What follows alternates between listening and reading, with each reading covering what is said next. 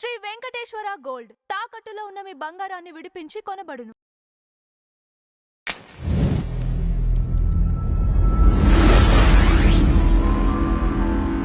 Welcome to Dream Media. నేను మీ Ajay.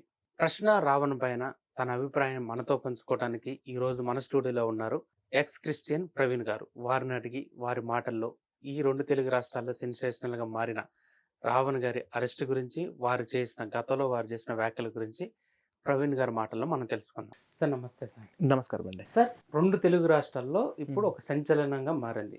Okay, అసలు ఎవరు ఈ ప్రశ్న రావణ్, ఎందుకు వరుసగా అరెస్ట్లు అవుతున్నారు అనేది అర్థం కావట్లా. దీని గురించి మీ మాటల్లో చెప్పరా? అంటే ఫస్ట్ ఈ ప్రశ్న రావణ్ అనేటోడు వాడి ఫీలింగ్ ఏంటంటే, నేను ఏదో పెద్ద ప్రభుత్వాన్ని ప్రశ్నిస్తున్నాను, సరైన దారిలో ప్రశ్నిస్తున్నాను, నేను తప్ప నన్ను మించే ప్రశ్నించే మొగాడే లేడు అని అన్నట్టుగా వాడంతా వాడు బిల్డప్లు కొట్టుకుంటూ ఉంటున్నాడు వాడు. అంటే వాడు ఫస్ట్ నేను ఎప్పటి నుంచో వాడి వీడియోలు చూస్తూనే ఉన్నాను. ఇప్పటి నుంచి కాదు కదా, వాడు ఛానల్, వాడు వీధి లైట్ల కింద వీడియోలు పెట్టినప్పటి నుంచి నేను వాడిని చూస్తూనే ఉన్నాను. ఆ తర్వాత వాడు ఫస్ట్ ఎప్పుడైతే కూటమి ప్రభుత్వం అధికారంలోకి వచ్చిందో, తర్వాత ఎప్పుడైతే పవన్ కళ్యాణ్ గారు ఐఎమ్ అన్నప్లజీ సనాతన హిందూ, నేను హిందూ ధర్మం కోసం ఏదైనా చెయ్యాలని అనుకొని ఒక అడుగు ముందుకు వచ్చాడు. ఎందుకు వచ్చాడు ఆ మాట అక్కడ ఎందుకు అనాల్సి వచ్చిందంటే, హిందూ ధర్మాన్ని మలేరియాతో పోల్చాడు, దోమతో పోల్చాడు ఒకడు. ఎవరు? స్టాలిన్, ఉదయనిధి స్టాలిన్. మనకు తెలుసు అది. ఎవరికన్నా హిందూ అన్నవాడికి రోషం వస్తుంది కదా. సో అలాంటి పవర్లో ఉన్నటువంటి వ్యక్తి అలా అన్నారు. ఎప్పుడైతే పవన్ కళ్యాణ్ గారు సనాతన ధర్మం కోసం నేను ఆ విధంగా చేస్తానని చెప్పి ఒక స్టాండ్ తీసుకున్నాడో, ఆయనను అభిమానించే అభిమానులు కానీ, జనసేన కార్యకర్తలు కానీ మొత్తము కట్టర్ హిందువులు, సనాతన ధర్మం హిందువులు ఆ మీదగా హిందూ ధర్మం కోసం మేము కూడా ఏదైనా చేయాలన్న కసి అతను ఫాలోవర్స్ అందరి మీద పడింది. ఫస్ట్ ఈ ప్రశ్న రావని ఏంటంటే, జోసెఫ్ అలియాస్, అతని పేరు బచ్చలపూరి జోసెఫ్ అసలు పేరు. వాడు కట్టర్ క్రిస్టియను, వాడు నాస్తికుడు అని చెప్పుకుంటాడు, క్వశ్చన్ చేస్తాను అంటాడు, కానీ వాడు ఒక హిందూ ధర్మాన్ని మాత్రమే క్వశ్చన్ చేస్తాడు. వాడు టార్గెట్ ఏంటంటే పవన్ కళ్యాణ్ కాదు, అధికారం కాదు, హిందూ ధర్మం కోసం ఎవరైనా ఏదైనా చెయ్యాలి అని అనుకుని పోరాటం చేసేవాళ్ళు, రాధా మనోహర్ దాస్ గురుగారు లాంటి వాళ్ళు కానీ, లేదా హిందూ ధర్మానికి సపోర్ట్గా మాట్లాడే కొంతమంది జర్నలిస్టులు కానీ, లేదా రాజకీయ నాయకులు కానీ, బీజేపీ ప్రభుత్వం కానీ, అలాంటి వాళ్ళందరినీ టార్గెట్ చేసి ఇష్టం వచ్చినట్టుగా మాట్లాడడం స్టార్ట్ చేశాడు. అదే వాడు రూట్లో క్వశ్చన్ అని అనుకుంటున్నాడు వాడు. సో వీళ్ళను టార్గెట్ చేయడంతో ఆపోజిషన్ పార్టీ నుంచి వీడికి కొంత ఫండింగ్ వచ్చిందని చెప్పి ఈ మధ్య రీసెంట్గా బయటపడింది. వాడు మంచి ఆఫీసు సెటప్ మొత్తం అన్ని మార్చుకున్నాడు, కార్లు కొన్నాడు, అన్నీ చేస్తూనే ఉన్నాడు. అంటే వీడి మొత్తం మీద వీడి మెంటాలిటీ ఏంటంటే, వీడి మీద నేను ఎప్పుడైతే ఒక వీడియోలో రియాక్ట్ అయ్యాను, అంటే రాధా మనోహర్ దాస్ గురువు గారు అంటే అతను హిందూ ధర్మం కోసం ఫైట్ చేస్తున్నాడు, మనం చూస్తూనే ఉన్నాం. కొన్నిసార్లు ఆయన ఎక్స్ట్రీమ్కి వెళ్తాడు ధర్మం కోసం ఫైట్ చేయడం. ఎందుకని ఎక్స్ట్రీమ్కి వెళ్తారంటే, ఆ విధంగా ఆపోజిషన్ క్రిస్టియన్స్ వాళ్ళు రెచ్చగొడుతున్నారు. హిందూ ధర్మాన్ని దేవతలను దయ్యాలనుగా చిత్రీకరిస్తూ ప్రతిరోజు ఇదే ఒక పనిగా కట్టుకుని ఎవడు పడితే వాడు హిందూ ధర్మాన్ని దూషించడం అనే అంశం మీద చూడడం చూసి రగిలిపోయినటువంటి వాళ్ళలో మేమంతరం కూడా చాలా ఉన్నాం. మేము నార్మల్గా ఫైట్ చేస్తున్నాం. గురుగారు కొంచెం ఎక్స్ట్రీమ్కి వెళ్తాడు. ఆయనను చెప్పు తీసుకొని కొడుతున్నట్టు ఒక వీడియోలో షూ చూపించి మరీ అన్నాడు. నాకు అది కోపం వచ్చి నేను దాని మీద వీడియో పెట్టాను. అరే బాబు, సెక్యులరిజాన్ని నిరూపించండి అని అన్నాడు ఆయన. నేను మీ మసీదుకి వచ్చి హోమం చేద్దాం, నేను పూజ చేసే మా ఇంట్లోకి వచ్చి ఎనీ క్రిస్టియన్ ముస్లిం ప్రార్థన చేయొచ్చు, నమాజ్ చేయొచ్చు. మరి మీరు ప్రార్థన చేసే దగ్గరకు వచ్చి మేము భజన చేస్తాం, మీరు నమాజ్ చేసే ప్లేస్కి వచ్చి మేము భజన చేస్తాం, మీరు ఒప్పుకుంటారా? అవ్వదు కదా. మరి సెక్యులరిజం ఎక్కడ ఎలా ఉంటుంది? ఈ దేశానికి గుళ్ళ నుంచి వచ్చే ఆదాయం మాత్రమే కావాలా? మసీదుల నుంచి, చర్చిల నుంచి ఎందుకు డబ్బులు తీసుకోరు అని అడిగిన దాంట్లో లాజికల్గా ఉంది, కరెక్ట్ ఉంది, ఆలోచింపజేసే విధంగా కూడా ఉంది. అలా అడగడంలో కొంచెం మన ఎక్స్ట్రీమ్కి వెళ్ళినా ఆయన రాజ్యాంగానే అందుబాటులో ఉంటాడు, బూతులు తిట్టాడు, వల్గర్గా మాట్లాడు అక్కడక్కడ. కానీ వీడు మాత్రము ఇంకా సనాతన ధర్మం కోసం ఫైట్ చేసే ఫ్రంట్ వారియర్స్ అందరిని టార్గెట్ చేస్తాడు కదా. అలా టార్గెట్ చేస్తే నాకు కోపం వచ్చి నేను ఒక వీడియో పెట్టా. నువ్వు ఒక షూ చూపిస్తే నేను 2 షూలు చూపిస్తా, రావణ్ సెక్యులరిజాన్ని ప్రూఫ్ చేయి అని చెప్పి నేను అతనికి చెప్పిన తర్వాత నాకు అతని ఆఫీస్ నుంచి నాకు ఫోన్ చేశాను. సార్, ఈ రావణ్ అనేటోడు మా ఆఫీస్ కొలీగ్సే, మా ఇతనే ఉంటాడు, అతని అసలు పేరు జోసెఫ్ చౌదరీస్ వాళ్ళు, వాడు ఒక బాలకృష్ణ అభిమాని, వాడు ఇక్కడ ఆఫీస్ పేర్లన్నీ చెప్పారు, మీరు రికార్డు వైరల్ అవుతుంది, మీరు చూస్తూ ఉండొచ్చు చెప్పేసి, ఇట్లా మా ఆఫీస్లో ఉన్నప్పుడు కూడా అమ్మాయిలు వాట్సాప్లో ఇట్లా హెరాస్మెంట్ చాట్ చేయడము, ఒక అమ్మాయికి క్యాబ్ ఉన్నా కూడా నేను లిఫ్ట్ ఇస్తా అని చెప్పి బైక్ మీద ఎక్కించుకొని సగం మధ్యలోనే అమ్మాయి దిగిపోయింది, మరుసటి రోజు అమ్మాయి కంప్లైంట్ ఇచ్చింది, తర్వాత వాడిని జాబ్లోంచి తీసేశారు అని చెప్పేసి అతను నాకు కొన్ని విషయాలన్నీ చెప్పాడు అనమాట. అది పెద్ద ఆడియో ఉంది. అంటే అది ఇప్పుడు వైరల్ అయింది. అది 1½ ఇయర్ క్రితమే నేను నా ఛానెల్‌లో పెట్టాను. అప్పుడు నాకు కొంచెం వ్యూవర్షిప్ తక్కువ ఉండడం వల్ల ఇప్పుడైతే అది వైరల్ అయిందనమాట. సో, మొత్తం మీద ఈ జోసెఫ్ ఎవరని ఒక మాట చెప్పాలంటే యాంటీ హిందూ అని మాత్రమే నేను అప్పుడు అనుకున్నా. రాను వీడికి కొంతమంది వైసీపీ ఎమ్మెల్యేలు, ఎంపీలు వీడికి ఇంటర్వ్యూలు ఇచ్చారు. పాడ్‌కాస్ట్‌లు ఇచ్చారనమాట. కొంతమంది పెద్ద పెద్ద అడ్వకేటర్లు కూడా ఇచ్చారనమాట. మేమందరం మీకుంటాం, ఏం చేస్తావో చెయ్యి అని వాళ్ళు అన్నట్టున్నాడు. వీడు మరీ రెచ్చిపోయి ఇంకా తెగించి హద్దు అదుపు లేకుండా బూతులు మాట్లాడడం వరకు చేశాడు. చేస్తూ మావోయిస్టులను, టెర్రరిస్టులకి మానవ హక్కులు ఉండవా? ఏంటండి అసలు ఇది? ఇప్పుడు ఆపరేషన్ సింధూర్ ఉంది కదా, ఆపరేషన్ సింధూర్లో టార్గెట్ చేసి వాళ్ళ స్థావరాలన్నీ గుర్తుపట్టి ప్లాన్ ప్రకారం వాళ్ళ స్థావరాలను కూల్చేసి వందలాది మందిని చంపేసింది మన ఇండియన్ గవర్నమెంట్. దానికి ఆపరేషన్ సింధూర్ పేరు పెట్టి దేశం మొత్తం గర్వించి సమరాలు చేసుకుంటా ఉంటే ఈడేమంటాడంటే టెర్రరిస్టులకు మానవ హక్కులు ఉండవా? అది ఆపరేషన్ సింధూర్ చేసింది ఎవరు? ఆర్మీ. అది బీజేపీ ఖాతాలో వేసేసుకుంటారా? సరే, మరి అది బీజేపీ ఖాతాలో వేసుకుంటే మరి వాళ్ళు మన దేశంలో చొరబడి మన హిందువా కాదని చెప్పి చూసి ఎన్కౌంటర్ చేసి చంపారు కదా, మరి అది మీ చేతకాంతనం ఒప్పుకోండి అని అంటాడు వీడు. తలకిండి మాట్లాడతారు, అర్థం కాదు. అప్పటి వరకు నేను యాంటీ హిందూ అనుకున్నా. తర్వాత కొన్ని వందలాది మంది జవాన్లను చంపి మోస్ట్ వాంటెడ్ టెర్రరిస్ట్ అయినటువంటి హిడ్మాన్ 4 రాష్ట్రాలలో వీడు కావాలి, వీడిని పట్టిస్తే ₹1,00,00,000 ఇస్తామని చెప్పి ప్రైజ్ మనీ కూడా ప్రకటించి అంటే వాడు ఎంతోమంది సివిలియన్స్ని చంపిండు, గవర్నమెంట్ను అతలాకుతలం చేసిండు వాడు. ఇలాంటి వాడిని కూడా భగత్ సింగ్తో పోల్చిండు. ఆనాటి భగత్ సింగ్ నుంచి నేటి హిడ్మా వరకు అలాంటి హిడ్మాను టెర్రరిస్ట్గానే పట్టుకొని వాడి ఛానల్లో వీడియో పెట్టిండు డైరెక్ట్గా. సో దాని మీద ఇప్పుడు ఓపా కేసు ఏదో పడ్డట్టుంది, చాలా స్ట్రాంగ్ పడ్డట్టుంది. సో తర్వాత నేను ఏమనుకున్నా, యాంటీ హిందూ అనుకున్నా. ఆ తర్వాత యాంటీ నేషన్, యాంటీ టెర్రరిస్ట్.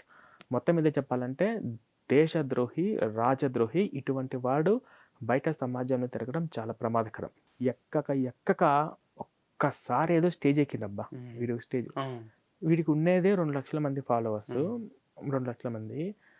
వాడికి మళ్ళీ చుట్టూ 4 బౌన్సర్లు. అసలు స్టార్ సెలబ్రిటీలు కూడా అంతగా న్యాచురల్గా సింపుల్ సిటీని ఇష్టపడతారు.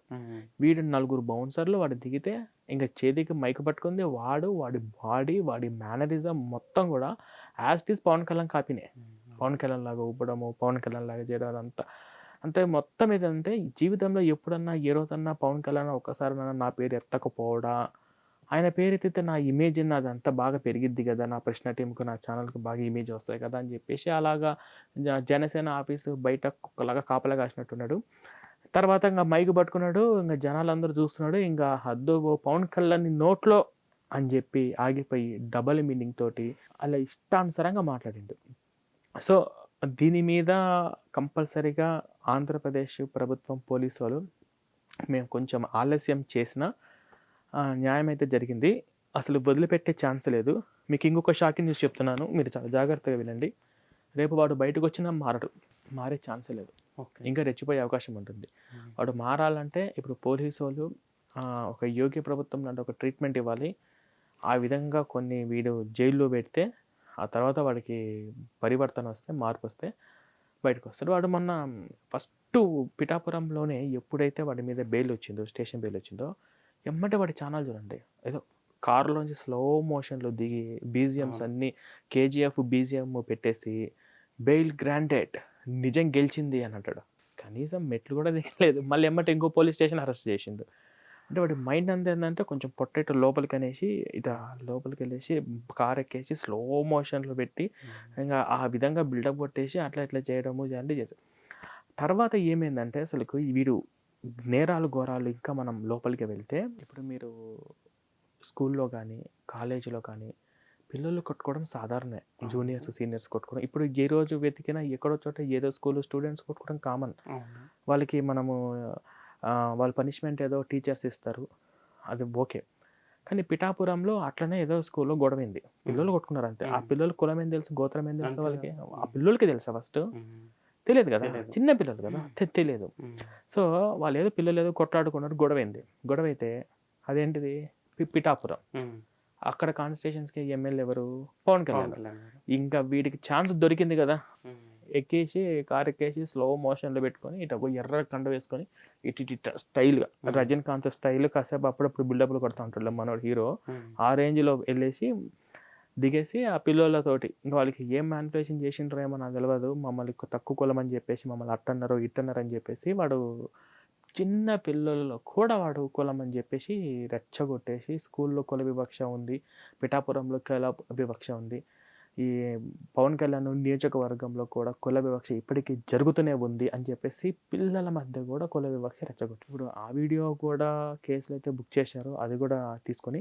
కాకపోతే కులంలో అక్కడ ఒక్కటే రెచ్చగొట్టిందా అంటే కాదు, ఇంకా వేరే 2 వర్గాలు కొట్టుకుంటాయి, 2 ప్రాంతాలు కొట్టుకుంటారు, 2 ఇంట్లో వాళ్ళకు గొడవలు ఎక్కడ ఏదో వాళ్ళకి నచ్చక ఫ్యామిలీ పరంగా కూడా ఉంటాయి. అక్కడికి వెళ్ళేసి కులం కులం మన అంబేద్కర్ కాలనీలో కూడా ఎవరో కొట్లాడుకుంటే కులం వల్ల గొడవ జరిగింది అని చెప్పేసి రెచ్చగొడుతుంది. అంటే వీడు కులాల మధ్య రెచ్చగొడుతున్నాడు.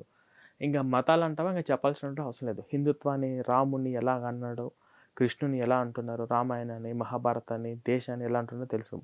ఇలాగా ఒక హిందూ ధర్మం అన్న అతనికి చాలా చులకన, నాస్తికుడు అంటాడు కానీ ఇదే ఫోకస్ చేస్తూ ఉంటాడు. సో ఇట్లాగా వీడి నేరాలు అకృత్యాలు మోసాలు ఏవైతే రావణ్ గారు చాలా సందర్భాల్లో ప్రశ్న రావణ్ చాలా సందర్భాల్లో కుల ప్రస్తావన తీసుకొని రావడం జరిగింది. ఒక కులానికి ఇది జరుగుతుందనే ఉద్దేశంతో మాట్లాడింది. వారి కులం పైన కూడా పెద్ద చర్చ జరుగుతుంది. అసలు ఏంటి రావణ్ అంటే ఏంటి, ఈ జోసెఫ్ ఏ కులానికి సంబంధించిన వ్యక్తి ఏంటి, అసలు సర్టిఫికెట్ లో ఒకటి ఉంది బయటకు ఒకటి చెప్తున్నారని దీంట్లో ఎంతవరకు యథార్థం ఉంది? అంటే మనము అతని సర్టిఫికేటు మనకు తెలియదు కాబట్టి వాడికి వాళ్ళ అమ్మ నాన్న పెట్టిన పేరు చెప్పుకోవడానికి వాడికి ఇష్టం ఉండదు.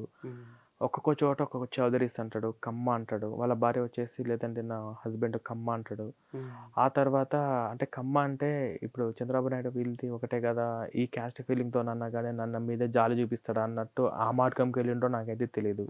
మళ్ళీ తర్వాత ఒక సర్టిఫికేట్లో మాలా వ్యక్తి అన్నట్టుగా అంటే కొన్ని అట్రాసిటీస్ కేసు పడకుండా అట్లాగా ఒకసారి అట్లా క్యాస్ట్ పెట్టిండు. మళ్ళీ ఒరిజినల్ క్యాస్ట్ చెప్పుకోవడానికి తప్పేంటి, ఒరిజినల్ పేరు చెప్పుకోవడానికి తప్పేంటి? ఇన్ని రకాల క్యాస్ట్లు ఇన్ని రకాల పేర్లతోటి తిరగడం అనేది నేను వీళ్ళలోనే చూస్తున్నా. యూట్యూబ్ గౌరవంగా చెప్పడానికి తప్పేంది? ఇప్పుడు మా అమ్మ మా నాన్న నాకు పెట్టినటువంటి పేరు ప్రవీణ్ కుమార్, మాది మేము మాల అంతే, నేను గౌరవంగా చెప్పుకుంటా, నా సర్టిఫికెట్లో అదే ఉంది. ఇలా మార్చి మార్చి అబద్ధాలు చెప్పుకోవడం తప్పు. ఇప్పుడు నీ కేసు నుంచి తప్పించుకోవడానికి నీ ఒక్కొక్క కులం వాడుతుంటావా ఏంటి సర్టిఫికేట్లో? కరెక్ట్ కాదు కదా. మరి నువ్వు క్రిస్టియను, నువ్వు అవన్నీ కులాన్ని ఫాలో అవ్వవు, ఈ దేశంలో కులంతో నీకు సంబంధం లేదన్నప్పుడు మరి ఇప్పుడు ఈ క్యాస్ట్ ఫీలింగ్ నాకు పలానా కులం అని చెప్పేసి నువ్వు ఎందుకు మెన్షన్ చేసుకోవాలి సర్టిఫికేట్లో? సో అది కూడా ఫ్రాడే. ప్రశ్న రావణ్ గారు జైలు నుంచి రిలీజ్ అయిన తర్వాత చేసిన వ్యాఖ్యలపైన మీ అభిప్రాయం ఏంటి సార్? అదే అంటే జైలు నుంచి రిలీజ్ అయిన తర్వాత వాడు అదే గన్నవరం పోలీస్ స్టేషన్కి వెళ్ళడానికంటే ముందు వాడు ఏమంటున్నాడంటే నన్ను చంపేస్తారా చంపేస్తారా చంపేస్తారా అంటున్నాడు. అంటే ఇప్పుడు ఏంటి అది సానుభూతిని క్రియేట్ చేసుకుంటున్నాడు. వాడిని ఫాలో అయ్యే ఏదో కొంతమంది ఉంటారు కదా, కొద్దిమంది, మా రావణ్ణి చంపేస్తారేమో, మా రావణ్ణి పోలీస్ స్టేషన్లోనే ఏదో చేస్తారేమో అన్నట్టుగా వాళ్ళు అంటున్నాడు. మళ్ళీ ఏమంటున్నాడు, ప్రశ్నించే గొంతుని మీరు తీసేస్తారా, ప్రశ్నించే గొంతు లేకుండా మీరు చేస్తారా అని చెప్పేసి అంటున్నాడు. అంటే ఇప్పుడు ఈ 2 తెలుగు రాష్ట్రాల్లో ప్రభుత్వాలను అధికారంలో ఉన్నటువంటి ప్రభుత్వాలను ప్రశ్నించి వీడొక్కడేనా? ఇప్పుడు ఇక్కడ మహిపాల్ యాదవ్ అని చెప్పేసి ఓయూ క్యాంపస్లో ఉంటాడు. ఎంత చక్కగా ప్రశ్నిస్తాడు ప్రభుత్వాన్ని, అధికార ప్రభుత్వాన్ని. అతను రాజ్యాంగంలో బూతులు తిట్టకుండా కొన్ని లిమిట్స్ ఫాలో అవుతాడు కదా. ఇంకా మహాసేన రాజేష్ కూడా కొంచెం ఇంకొక అతను ఉన్నాడు సీమరాజు అని చెప్పేసి అధికారంలో ఉన్నటువంటి వైసీపీని క్వశ్చన్ చేసిండు. మంచి క్వశ్చన్ చేయలేదా? ఇప్పుడు జర్నలిస్టులు శాటిలైట్ మీడియాస్ అన్ని ప్రభుత్వాన్ని తప్పులు చేస్తే క్వశ్చన్ చేయట్లేదా? అందరు చేస్తున్నారు కదా, కానీ ఎవరు వీడిలాగా బూతులు తిట్టట్లేదు కదా. పర్టికులర్గా ఒక వ్యక్తిని మాత్రమే టార్గెట్ చేసి చేయట్లేదు కదా. ఇప్పుడు అధికారంలో ఉన్నటువంటి డిప్యూటీ సీఎం పవన్ కళ్యాణ్ గారిని, వాళ్ళ ఫ్యామిలీని, వాళ్ళను, వాళ్ళ నాన్న, వాళ్ళ అన్నయ్య చిరంజీవి గురించి ఎట్లా మాట్లాడిండు? ఎంతసేపు ఊరుకుంటారు వాళ్ళు? ఇప్పుడు పవన్ కళ్యాణ్ అయితే 2 సంవత్సరాలు వెయిట్ చేసిందేమో. ఒకవేళ నాలాంటి అయితే నాకు డిప్యూటీ సీఎం పవర్ వచ్చిన ఫస్ట్ రోజే ఒక వీడియో చూడంగానే ఏం చేయాలో అది చేసేస్తా. వాళ్ళకి ఓపిక ఉంది కాబట్టి చేశారు. పవన్ కళ్యాణ్ను సెలెక్ట్గా నన్ను టార్గెట్ చేసి ఇప్పుడు ఒకవేళ పవన్ కళ్యాణ్ తలుచుకుంటే పిఠాపురంలో వీడికి బెయిల్ వస్తుందా చెప్పు? ఎంతసేపు మాట్లాడడం, ఆ పోలీస్ స్టేషన్తో ఒక కాల్ చేసి మాట్లాడడం ఎంతసేపు? పట్టించుకోలేదు వీడిని అసలు. దీన్ని జనసేన కార్యకర్తలు కొంతమంది అభిమానులు నాలాంటి వాళ్ళు వీని దేశ వ్యతిరేక కార్యకలాపాలు చూసి కేసు పెట్టినవే. మళ్ళీ ఇంకోటి ఏమంటున్నాడు, 3 రోజుల నుంచి నేను అన్నం తినలేదు, నీళ్ళు కూడా తాగలేదు అన్నాడు. చూసారా మీరు అది? 3 రోజుల నుంచి అన్నం తినకపోతే బాడీ అట్టుంటదా? మనిషి అట్టుంటడా? నీళ్ళు తాగకపోతే వాడు అసలు అట్టుంటడా అసలు ఫస్ట్? నేను ఆమర నిరాహార దీక్ష చేస్తున్నాను అని అంటున్నాడు. అంటే ఎవరిని బెదిరిస్తుందామని, ఎవరిని బ్లాక్‌మెయిల్ చేద్దామని చెప్పేసి. నువ్వు మాట్లాడిన మాటలకు విచారణ చేస్తారు, సమాధానం చెప్పు. నీ ఇష్టం వచ్చినట్టు నువ్వు వాగినావు కదా గత 2 ఏళ్ల నుంచి. డైలీ ఇప్పుడు నువ్వు వాడేమంటున్నాడు, మీరు వీడియో చూసారో చూడలేదో లైవ్‌లు పెడతాడు లైవ్స్. అరెస్ట్ చేయండి దమ్ముంటే, చెయ్యండి అరెస్ట్, నన్ను చేస్తారా అంటున్నాడు వాడు. అంటే నువ్వు అప్పుడు అలా అన్నావు, ఇప్పుడు అరెస్ట్ చేసేసరికి ఇప్పుడు నువ్వు భయపడుతున్నావు. మళ్ళీ అంట నాకు 500 మంది ఫోర్స్‌ని ఇచ్చారు పోలీసు వాళ్ళను, వాళ్ళ టైం అంతా వేస్ట్ కాలేదా? 500 మంది ఫోర్స్ నా కోసం వచ్చారు, వాళ్ళకేమి పని లేనట్టుగా పవన్ కళ్యాణ్ గారు జనాలు చూస్తున్నారు ఏదేదో చెప్పేసి అంటా ఉన్నారు. మీరు ఆలోచించండి, ఒకవేళ 500 మంది ఫోర్సో 100 మంది ఫోర్సో వీడికి ఇవ్వకపోతే వీడు ఏ పోలీస్ స్టేషన్‌లోనైనా వీడి ప్రాణాలతో బయటకు వస్తాడా? బయటికి పోతాడా? ప్రతి పోలీస్ స్టేషన్‌లో జనసేన కార్యకర్తలు, పవన్ కళ్యాణ్ అభిమానులు అందరూ వాడిని వచ్చి వాడిని అరెస్ట్ చేయండి, వాడిని మాకు అప్పగించండి అని చెప్పేసి వాడు అసలు బతుకుతాడా ముందు అసలు వాళ్ళకి దొరికితే? అసలు అంతమంది సేఫ్టీ ఇచ్చింది వాడి ప్రాణాలు కాపానికే కదా! వాడి సేఫ్టీ కోసమే కదా! బయటకు వచ్చేసి అంటే వాడికి బ్రెయిను, లాజిక్ పనిచేయట్లేదా? లేకపోతే వాడి మైండ్ సెట్ అంతేనా? లేదా వాడంతట వాడు ఇప్పుడు 4 రోజులు జైలు రకరకాలుగా 4, 5 పోలీస్ స్టేషన్‌లు తిరిగినావు కదా! కనీసం పరివర్తన అన్న కనిపించిందా ఆ వీడియోలో? పరివర్తన అన్న కనిపించిందా? ఇంకా రెచ్చగొడుతున్నాడు కదా! ఏమంటున్నాడు, సుగాలి ప్రీతి విషయంలో అన్యాయం జరిగింది. మీరు అక్కడ వాడు ఆ అమ్మాయిని రేప్ చేసిన తర్వాత వాడు బయట దర్జాగా తిరుగుతున్నాడు అని చెప్పేసి వాడు ఇదే చెప్తున్నాడు వాడు. చాలాసార్లు మీరు చాలా వీడియోలు చూసారో చూడలేదో చెప్తుంటా. ఇప్పుడు నాకు అర్థం కాలేదండి. ఇప్పుడు ఆ ఇన్సిడెంట్స్ జరిగినప్పుడు అధికారంలో ఉన్నటువంటి ప్రభుత్వం వైసీపీ. వైసీపీని నేను గట్టిగా క్వశ్చన్ చేయాలి, అధికారంలో ఉంది. ఆ తర్వాత ప్రభుత్వం మారింది. సరే ఇప్పుడు దాని మీద పవన్ కళ్యాణ్ గారు సిబిఐ ఇంటరాగేషన్ చేశారు. వాళ్ళకు కొన్ని ఎవిడెన్స్ దొరకలేదంట. దొరికిన ఎవిడెన్స్ ప్రకారము వాళ్ళు చేశారు. సరే అమ్మాయి నిజమో అబద్ధమో, అమ్మాయికి మరి ఏం జరిగిందో మనకు తెలవదు. కానీ వీళ్ళు చెప్పిన దాని ప్రకారం అత్యాచారం జరిగింది అంటున్నాడు. ఎవరు చేసిండు? ఆ చేసినోడిని నువ్వు పట్టుకో. సిబిఐ వల్ల కాలేదు, పోలీస్ డిపార్ట్మెంట్ వల్ల కాలేదు. వాళ్ళ దగ్గర అసలు ఆధారాలు లెవ్వు. వాళ్ళ ఆధారాల ప్రకారం ఆ అమ్మాయి ఏదో ఆత్మహత్య చేసుకొని చనిపోయింది అన్నట్టు వచ్చింది. కానీ మీ లెక్క ప్రకారం ఎవరో ఏదో చేశారన్నారన్నట్టే కదా! మరి ఎవరు చేశారు? ఆ చేసినోడు ఎవడో నువ్వు పట్టుకో. అప్పుడు వాడిని పట్టుకొని పోలీసులకు అప్పగించు, సాక్ష్య ఆధారాలతో సహా. ఆ సుగాలి ప్రీతి పార్వతి గారికి కూడా చెప్తున్నాను, అమ్మ ఎవరు చేశారమ్మా మీకు? మీ అమ్మాయిని అన్యాయం చేసినోడు ఎవడో మీకు తెలిస్తే, మీకు ఎవరి మీద అనుమానం ఉంటే వెళ్ళి పోలీస్ స్టేషన్‌లో కంప్లైంట్ ఇవ్వండి. చట్టం దృష్టిలో అందరూ సమానులే కదా! ముఖ్యమంత్రులను కూడా జైల్లో పెట్టినటువంటి చట్టం కదా ఇది. ఎవరైనా సమానమే కదా! వాడెందుకు తప్పించుకుంటారు? వాడెవడు తప్పించుకోవడానికి? ఇప్పుడు ఆ టాపిక్ అంతా డైవర్ట్ చేసేసి వీడి ఇష్టం వచ్చినట్టుగా దేశద్రోహంగా ఇప్పుడు వీడికి కూటమి ప్రభుత్వానికి వ్యతిరేకంగా ఇంత దారుణంగా మాట్లాడీడు. ఇట్లాంటోడి మీద చట్ట ప్రకారం కేసులు పెడితే అది అన్యాయం అంట. మళ్ళొచ్చేసి రోడ్ల మీద కూర్చుంటాడు. రోడ్డు మీద టోల్ గేట్ దగ్గర మధ్యలో కూర్చొని అన్యాయంగా అరెస్ట్ చేసినట్టు. మీకు ఒక విషయం తెలుసా? షాకింగ్ విషయం తెలుసా? ఈ మధ్య ఇట్ట పట్టుకొని జై భీమ్ అంటున్నారు. ఈ జై భీమ్ అంటాం నిన్న మొన్న నుంచి స్టార్ట్ చేసినారు. 2 సంవత్సరాల నుంచి ఎప్పుడు లేదు. మీరు 2 సంవత్సరాల క్రితం వీడియోస్ చూడండి. ఈ మధ్య మొన్న స్టేజ్ ఎక్కదానికంటే ముందు కూడా ఎప్పుడు కూడా జై భీమ్ అనలే. ఇట్లా అంబేద్కర్ ఐడియాలజీ కూడా ఈయనకి అంత నచ్చదు. అంబేద్కర్ ఇప్పుడు భారత రాజ్యాంగం రాసింది అంబేద్కరే కదా, అంబేద్కర్ చట్టమే కదా. ఈ జై భీమ్ అనే స్లోగం నిన్నటి నుంచే స్టార్ట్ చేసిండు. అంతకుముందు కూడా ఎప్పుడు అనలేదు. మళ్ళీ దళిత్ క్రైస్తవులు అంట. దళితులు వేరు, క్రైస్తవులు వేరు. నేను దళితుడిని, క్రైస్తవులు వేరు. కానీ దళిత క్రైస్తవులు అని చెప్పి చట్టంలో లేని పదాలు వీళ్ళు క్రియేట్ చేసుకుని సభలు పెట్టారు. అదొక చట్ట విరుద్ధమే. మళ్ళీ ఇతను ఒక కమిడియన్, ఒక లాయర్ ఉన్నాడు, జడశ్రవణ్. ఈయన విచిత్రం ఏంటంటే నన్ను లిల్లీపుట్ అంటున్నాడు, ఆఫ్ కోట్ అంటున్నాడు. ట్రిపుల్ ఆర్ గారు అన్నది ఎవరికి తెలియదు అసలు. ఫస్ట్ ఈయన ఏ మీడియా పడితే ఆ మీడియా, ఏ ఛానల్లో పడితే ఆ ఛానల్లో నన్ను లిల్లీపుట్ అన్నాడు, అన్ని మీడియా ఛానల్లో. ఈయనే షేమ్ చేసుకుంటారు. ట్రిపుల్ ఆర్ గారు అనేది మీరు ఎప్పుడైనా చూసారా? అసలు ఆ వీడియో చూసారా? ఈయన అన్ని మీడియా ఛానల్ ఇచ్చి ఈయన పరువు పోగొట్టుకుంటున్నాడు. ఇట్లాంటి తలక మాసిన లాయర్ ఈయనకు దొరికింది. మళ్ళీ వీడియో మీకు ఆలోచించారా? రోడ్డు మీద కూర్చున్నాడు మధ్యలో. రోడ్డు మీద మీరు చూసారా వీడియో? టోల్ గేట్ మధ్యలో కూర్చున్నాడు. అంటే ఇదే విధంగా పవన్ కళ్యాణ్ ఇంతకుముందు ఆంధ్రలోనికి రానికుండా కూర్చుంటే జనాలందరూ వచ్చి ఆయనకు సపోర్ట్ మద్దతు తెలియజేసి ఆంధ్రాలోకి వచ్చేలా చేసినాయి కదా, వీడు ఆ రేంజ్లో బిల్డప్గా ఊహించుకుంటున్నాడు మళ్ళా. ఒరే బాబు, నువ్వు కూర్చునేదేదో ఒకసారి ఊర్లలోకి వెళ్ళి జనాల మధ్యలో కూర్చో. ఇప్పుడు వాడికి సపోర్ట్గా ఎన్ని మీడియా ఛానల్స్ పనిచేస్తున్నాయి. ఆ సాక్షి ఒక ఛానల్ పక్కన పెట్టేసింది. బయట జనాల్లోకి వెళ్ళి అడుగుదాం, వాడు చేసిన వీడియోల మీద, వాడు మాట్లాడేటువంటి మాటల మీద మద్దతు తెలియజేస్తారేమో. వాడి ఫోటోలు ముఖం మీద ఉమ్మేసి చెప్పుతో కొడుతుంటారు, గాండ్రించి ఉమ్మేస్తున్నారు. బయటికి వెళ్తే నీ పరిస్థితి అది. నువ్వు రోడ్డు మీద కూర్చొని ధర్నాలు చేస్తే వందలాది మంది వచ్చి నాకు సపోర్ట్ చేస్తారు, నా పక్కన నించుంటారు, సో నాకు మద్దతు తెలియజేస్తారు, నన్ను అరెస్ట్ ఆపుతారని చెప్పేసి వాడు అనుకుంటున్నాడు. అంటే గన్నవరంలో కూడా వెళ్ళి మళ్ళీ వెంటనే బెయిల్ మీద ఒక రోజులో రావచ్చు అని చెప్పేసి అని అనుకొని ఆ విధంగా బిల్డప్లు కొట్టి ఇప్పుడు నిరాహార దీక్ష చేస్తున్నది. ఇప్పుడు ఎక్కడి దాకా వచ్చింది అది? 15 రోజులు చేస్తా అన్నావు కదా, ఎక్కడి దాకా వచ్చింది అది? కానీ మనకు తెలియసుకోవాల్సిన విషయం ఏంటంటే, ఈ 4 రోజులు 4 పోలీస్ స్టేషన్లు తిప్పినప్పటికీ కూడా వాడి ముఖంలో ఎటువంటి పరివర్తన లేదు. నేను తప్పు చేశాను, ఈ విధంగా మాట్లాడడం, ఈ విధంగా చేయడం అనేది చాలా తప్పు అని పరివర్తన కానీ వాడి ఫేస్లో కనపడలేదు ఆ వీడియో చూసిన తర్వాత. ప్రశ్న రావణ్ గారు భావ ప్రకటన స్వేచ్ఛ అనే దానితో చేయకూడని వ్యాఖ్యలు చేయటం జరిగింది.